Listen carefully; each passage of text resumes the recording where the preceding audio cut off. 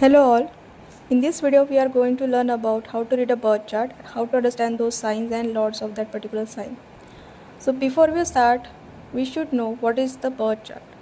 So birth chart is like a screenshot or snapshot at the moment of your birth. So when you born, exactly what were the positions of that planet at that particular period of time, what were the degrees, if they were direct or they were in retrograde position. So everything at that particular moment that is being captured, and this is how your birth chart will created. So that is why you being asked your birth date along with your birth time and also the birth city.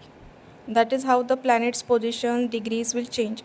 So when you get all this, so you can use any kind of astrology app, website service to get your birth chart. So getting a birth chart is a very easy nowadays due to AI technology or some technologies in astrology. But how to read that birth chart, that we are going to learn now. So here the particular planets or the stars or the signs will tell you the different aspects of that particular birth chart. So each birth chart is somehow unique. Even though we are born on the same day, the birth chart varies in terms of degrees. That degrees also make some minute differences. So in the particular birth chart, you see the first thing is the signs. So to understand astrology, you must know what are the 12 signs are there. So as we all know, there are 12 zodiac signs. You can say in Vedic astrology, we called it as a rashis. So we have a 12 rashis in Vedic astrology. So we are talking in terms of Vedic astrology. So I'll be talking about the 12 rashis. First one is Aries, that we call in a Hindi as a Mesh Rashi. So Mesh Rashi is kind of a very dominating sign, a pioneer sign, or somebody who is in a very having a leadership quality. So the Aries sign is about to lead, to pioneer. Next Rashi is a Taurus, that is we call in Hindi as a Vrishab Rashi. Vrishab Rashi is called as a Bijor, or you can say Vrishab Rashi because it belongs to Venus, that is Shukra. It is somehow a Rashi of luxury and beauty also. The Gemini, third Rashi. Gemini is also called as a Mithun in Hindi. So Gemini, and because it is belong to Buddha, that is Mercury, it is related to the communication. So Gemini is all about having good communication. These people are very good communicator. The Cancer Rashi, that is a Karka Rashi, these people are very emotional, sensitive. So they are like very giving in terms of love and care. So they are nurturer. Next Rashi is a Leo, that is we call as a Sinha Rashi in Hindi. The Sinha Rashi, as the name says, it is a Leo, lion. So what are the lion's qualities that you can see somehow in these people? So like Aries, they are also kind of leaders. So since it belongs to the sun sign, so how the sun planet looks alike, so somehow qualities that comes in this kind of people.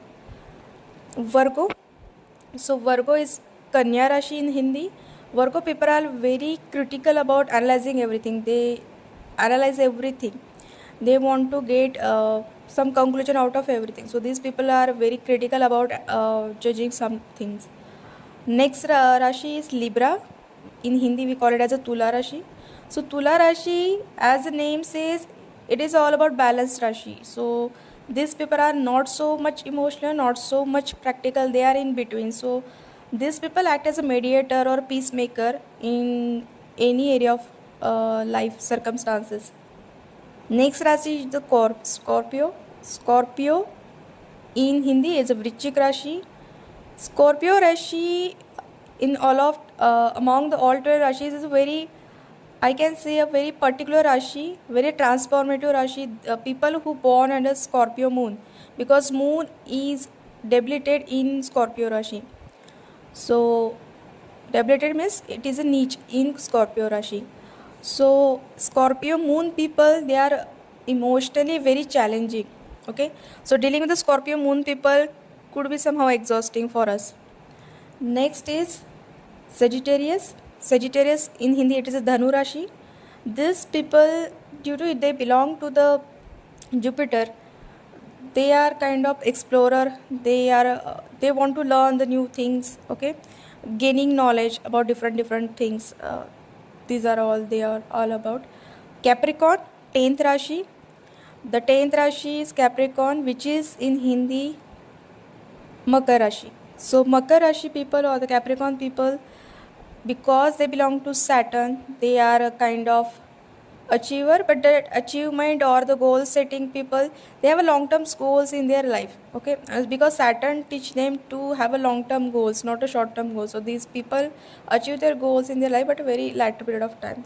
And the last one, the Pisces people are the most dreamer people. Like they live in some their own fantasies, in their own imagination.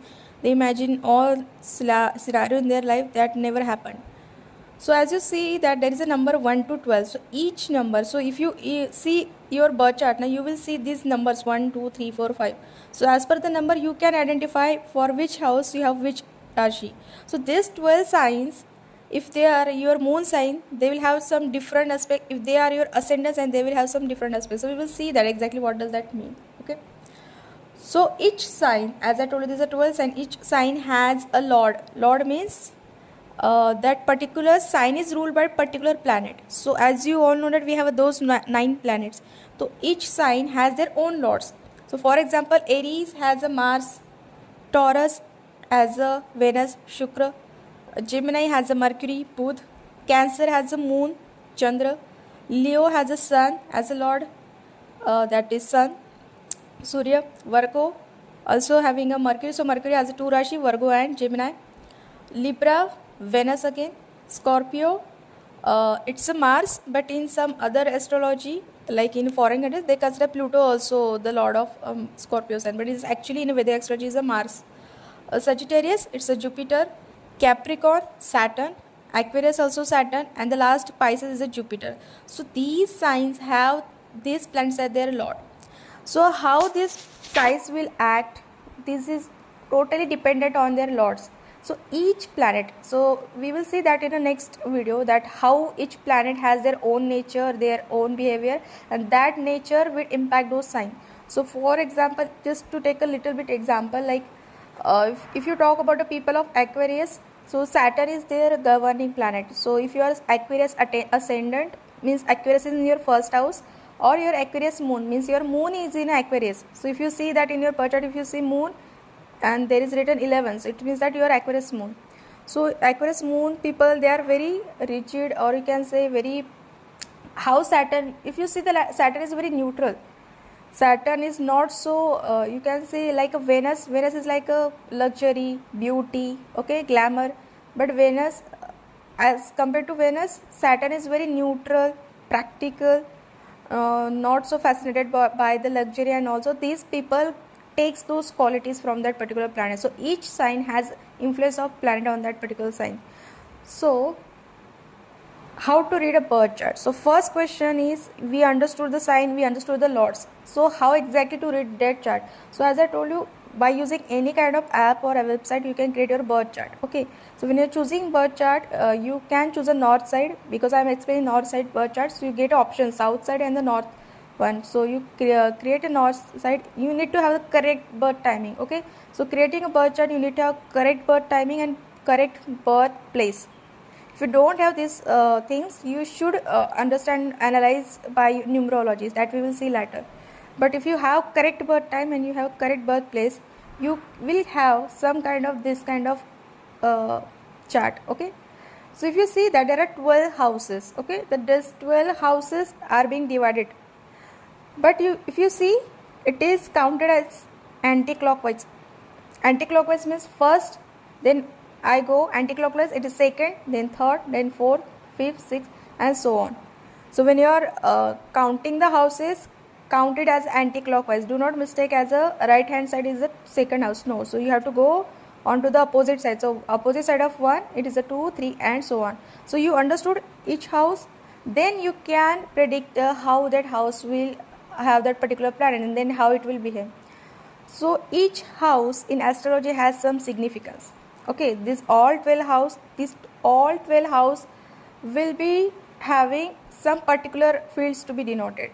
Likewise, first house is all about your personality, how you look, how your approach towards life. Okay, it's like all about your, you can say, personality. So if you want to know about your personality, what is your first house and what is the sign in your first house, what are the planets in your first house, they will definitely affect your personality and whole your behavior. Second house The second house is all about sometimes it's all about money, possession, self-worth. Even I say the family, okay, the family wealth, you can say about the second house is all about those things. The third house is the about communications, because if you see that this 12 rashis we have seen, that 1 2 3 4, the third rashi was the Mercury based rashi, that was a Gemini. So Gemini is all about communication. That is when astrology also third house denotes to the communication. So what are your communication style, what are your learning style, your younger siblings, what are the relationship with your younger siblings. So if this house is affected, you will have affected communication and younger siblings relationship.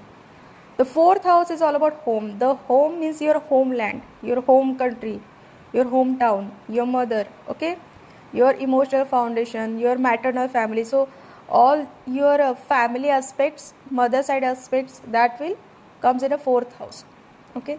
Fifth house is all about creative and romance. So your relationships before marriage, they comes under this fifth house. Children after marriage, okay, your self expression, creativity. So this particular house is also about the past life karmas. So what are the planets in this particular fifth house? This tells about more about your relationships pattern, your future children, your past life. So sometimes you carry your particular karmas most likely from your fifth house, that is your children, either from your relationships. That is why it is a fifth house. Sixth house is about work and health. So sixth house, eighth house and 12th house, they are not considered as a good house as in terms of astrology. So why they are not considered good? Because they denote some things like for example, sixth house, it denotes the daily routines, health, work, service, but it also denotes about the enemies, debts, okay, health issues. So if your sixth house is there, and whatever, if you good planet in a sixth house, it will decrease the you can say effect of that good planets. If some planet comes with very good qualities, and if it is in a sixth house, it will not allow that planet to show that good qualities, okay. Seventh house, this is the most important house. This is your partnership house, so your marriage, long term marriage, okay. So when I say seventh house, it is about long term commitment. If it is not exactly married, it will be like a long term commitment, like if you are in a relationship for 10 years, 8 years, even though you are typically not married, that will be considered as a marriage only, okay. So seventh house is all about partnerships, relationships, okay. Fifth house is about your short term relationship, not a long term, like your relationship before marriage, your girlfriends, or you having a relationship with someone, that is your fifth house. Eighth house is about transformation. So this eighth house is a very secret house. So more you explore now, you will get more things in eighth house. So eighth house is all about transformation. It is about date, transformation, sexuality. So in this particular house, whatever planet sits, that truly impacts in your life, but it is a very all of sudden. So in eighth house, there are some things will happen in your life, like suddenly you don't know what is happening over there. You will suddenly see some bigger change in your life. So what will that bigger change? That dependent on which planets in that particular house, okay. Ninth house is about philosophy, religion, okay, spirituality. So from ninth house you see your higher education. If it is ninth house is good, you will get a good education without any much difficulty. It is about traveling. If your ninth house is good, you will travel mostly to the spiritual places, your spiritual beliefs, religion beliefs, that all comes in a ninth house. So ninth house is a good house. So having good planets in ninth house, it is like a blessing, okay. 10th house is all about career. So career is like your daily working place.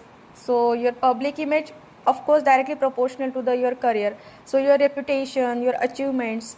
So whatever planet sits in the 10th house, that is, they tell about lots of about your careers, which career should you go for, what career achievements you can see in the future. If there is no good planets in that particular 10th house, how it will affect your career, and so on. So you can predict your career from the 10th house. 11th house is all about friendships, friend circle, not exactly friendship, but your social circle, the people who you hang out with. So these people may not be your friends, but the people you are in a constant company, they look from the 11th house. So having good 11th house is like having a good friends, good social circle, the people who support you. This 11th house is also about the hope and dreams. So the people who are having good 11th house, they are very good manifestors. So they are very optimistic about towards their life, and they achieve the things just because of their hope and faith. The 12th and the last house is the subconscious. Why it is called subconscious? Because the 12th house is also about the some hidden aspects like spirituality. So 12th house is one of the not so good a house like 6 and 12. I told you the 12th house is also about the losses. Okay, so if having a bad planet in the 12th house is already bad, if having some combination in 12th house will likely affect you a lot. So 12th house is also about the foreign lands. So what are the signs in the 12th house, what are the planets in 12th house will not it will not tell about your spirituality also. But here the spirituality is not a religion based, here the spirituality is like a beyond religion. Okay, what are your beliefs about the religion, they are different, that is from 9th house. But what exactly you believe as a spirituality, as a something beyond the human imagination, that is from 12th house. This house is also about losses, so this house also brings the losses also. So these are the 12 house. As you can see, each house depicts some things. Okay, so after each house you will see, after you have created your birth chart, you will see there are some planets put in their particular houses, and there are some numbers I have given. So for example, just imagine you have a Leo sun in your 10th house. For example, this is your 10th house, where I see this is the 10th house, so you have a Leo over there. So here the Leo, what will tell? It is a 10th house and it is Leo. So Leo, who is the lord of Leo? It is the sun. 10th house is all about career. So sun and career, you can connect the dot. So here the sun will influence your career and public image. So how sun behaves, what are the qualities of sun, what are the occupations related to the sun, that will comes under the career. So which occupations comes under the sun, that will be your best career. Okay, so this is the how you decode your birth chart. So this is sample birth chart of mine. So if you see that there are numbers and there are some planets. Okay, so if I go from anti-clockwise, this is my first house, this is second, this is third, fourth, fifth, and so on. So when I want to decode my house, if I see the first house, so first house is your ascendant sign. Okay, so you have 3 signs. So whenever you're looking for any YouTube video, they talk about for this sign this is happening for this. So they might be talking according to their ascendant, according to your moon sign, according to your sun sign. So in foreign countries they predict from the sun sign. What is sun sign? You just check your sun. So here the planets are given in a short form. So SU is your sun. So I see sun in 8th house, and there is a 2, which is second number Rashi. The second number Rashi is a Taurus. So my sun is a Taurus. So my sun sign becomes Taurus. Okay, where I see my moon, so it is in a 6th house. Okay, if you count, it is a 6th house, and there is a 12. So 12 means last number. What is the last number Rashi? That is a Pisces, mean Rashi. So my moon sign is a mean. Okay, and this is my first house. This is the ascendant Rashi, that is the number having 7. So what is the 7th number Rashi? If you go back, scroll back and see, the 7th Rashi is a Libra. So technically I am a Libra ascendant. Okay, the first house sign tells about my personality. So what are the Libra qualities that is going to come in my personality? Okay, so I am a Libra ascendant, the first house having a Libra, but there is a no planet. LA means Lagna Rashi. Okay, so LA is not a planet. Okay, so 7 means I am a Libra ascendant. Here moon in 12 means I am Pisces moon. So what are the Pisces quality in terms of moon? That will tell about my emotional aspect. Okay, so moon is about emotions, and the sun is talk about your soul, the sun qualities inside you. Okay, so these 3 rashis will tell you different things about you. So for example, these are the 3 aspects of my personality. So as I see, there are certain houses, there are certain signs. So if I see there is 8, so 8 number Rashi is Scorpio, Vrishchik Rashi. If I see how many planets are there, there are 2. So Pluto in Vedic astrology, we are not, in foreign astrology we consider Pluto, but in Indian astrology, Vedic astrology, we don't give much importance to the Pluto because it is a far away from your solar system. So I see here the Rahu. So technically in my second house in Scorpio, I have a Rahu. So this particular combination tells me about my second house. Second house is all about money, okay, family, wealth, and there is a Rahu. How the Rahu will act, so what is the nature of Rahu, that will affect my second house. In next video we will see what are the natures of particular planets, so that you can easily decode the particular house. You can See, you can go and Google, just like for example in my fifth house there is a Saturn in Aquarius, 11 is Aquarius. So I can put in a Google like Saturn in a fifth house in Aquarius for Libra ascendant. I am a Libra ascendant. So you will get some results. Okay, but these results will be very generic one, because this not only say the degree of the planet, is there other planets look in particular that house. There is a concept of aspect. Aspect means a drushti. Each planets will look some other houses, so that will also affect that particular, you can say, the prediction of that particular house. So this will give you only general prediction. So you can, of course you can go any AI tool or the Google, and you will check that fifth house Saturn what it will bring. So here the Saturn is in a fifth house, so you can imagine it is about my creativity, it is about my relationships, it is about my children. So Saturn, how Saturn is behave, how Saturn is behave in a Aquarius sign. So Aquarius is Saturn's own Rashi. Okay, so that will affect exactly my fifth house in my life. I have now planet in the seventh house. Okay, so in that case, what I will say about my marriage and the relationship, but my seventh house Rashi is one. One means Aries. So who is the lord of Aries? Is the Mars. Where is Mars is sitting? In the 10th house. Okay, so this is how you connect the dots.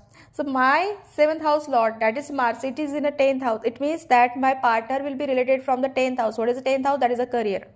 Okay, so having this combination is like you meet your partner in your career, or the some public event that is related to your career. So this is a very generic prediction. Okay, this is not a full-fledged prediction. This will happen only because you have to consider all the aspects. Because in case of, for example, if you are a girl, if you're looking for a husband prediction, you have to look for a seventh house. You have looked for a, what is the position of Mars, what is the position of Jupiter. Okay, that will tell. So this is a very basic things that I told you in this video. So at least you should know that what are the 12 houses, what does the 1 to 12 numbers mean, what are those signs, what are the qualities of those signs, and what are the qualities of that particular planets. Yeah, that you should know. Then you can easily decode your birth chart. Okay, so in the next video we will see about how the planets, what are their nature, and which planets are not good with each other. So there are some relationship between planets. If the two planets doesn't have a good relationship and they sit in your particular house, they will create a problem in that house.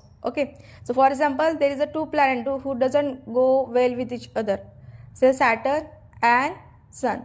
Okay, so they are sitting in your seventh house. House is about marriage, so it will give you marriage problem. Okay, so this is how you analyze your birth chart. So that is all for today. We will discuss later.